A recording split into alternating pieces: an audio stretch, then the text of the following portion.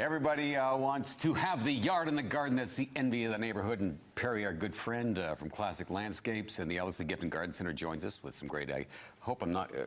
Are people allergic to this?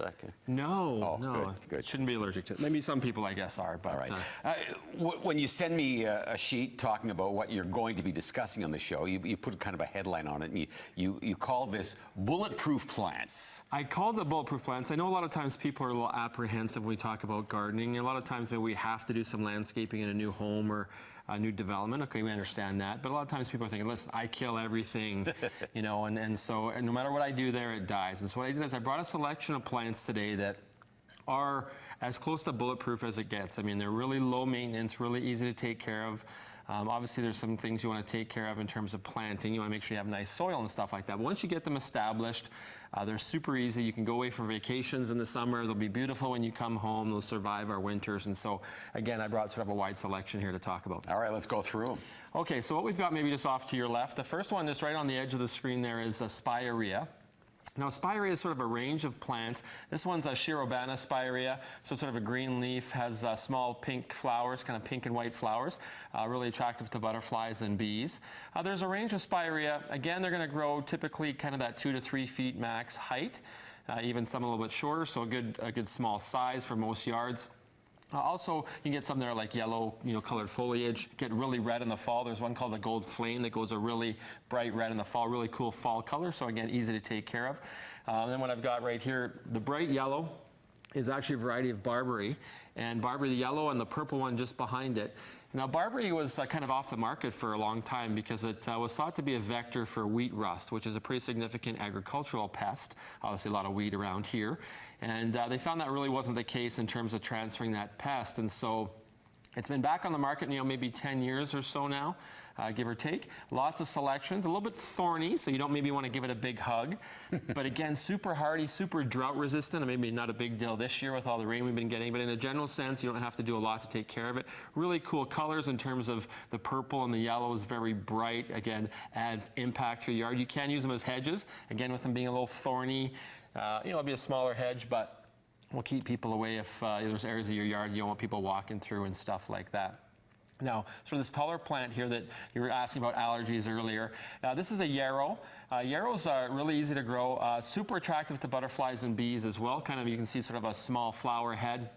Really cool and attractive, sort of feathery foliage. They'll get about 3 feet tall, so really good in maybe some of your flower beds up front where you can plant them, sort of at the back of the bed or whatever, have some lower lying, whether it's annuals, perennials, shrubs in front. Again, to give you some dynamic in terms of texture, sort of a different look. And again, a really pretty flower, also attractive, like I said, to butterflies and bees and things like that if you're, going for that. Now, what I've got in front of me is one of my favorites.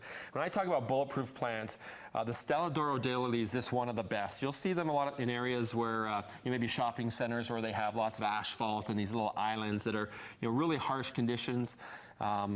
Bulletproof. Once you get them established, they're beautiful. They'll flower for over and over for the summer. Beautiful kind of a peachy yellow colored flower.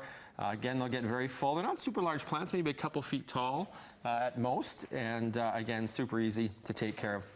Now, the grass I've got here, this is an overdam variety. Grasses, Foster feather reed grass, super easy to take care of, super drought resistant. Again, great choices as well. Then the purple one I've got here is actually a variety of purple 9-bark. There's a wide range of them. They're beautiful plants, and as you can see, sort of has a green underside to the leaf. So as the wind hits it, it tends to kind of give this sort of look where it flashes green and purple. Really cool look. And not to be outdone, the evergreens in front. I've got, here's a Mugo pine, sort of a bowl-shaped plant, again about 3 feet, 4 feet large. And then this is a Calgary carpet juniper. Low-lying junipers are great. Along the edge of the driveway, if you're going to be piling the snow, they're going to survive that really well. And again, look great even in the winter and fall. Before you leave, Perry, we can't let you go without talking about the rain, the amount of moisture we've had, way above average values. Are we concerned about that with respect to plants and other things, even the lawn? Too much water?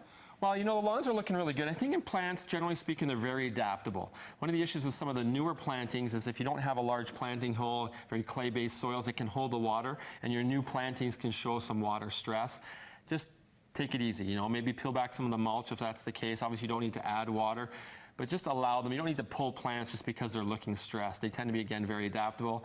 And overall, water is not generally a bad thing as long as it's not sitting in an area. And if it is sitting, you might want to do some grading things to help the water run off. What about hanging baskets, though? Do we sometimes get a false sense of security with all the rain we've had that we don't need to water anymore?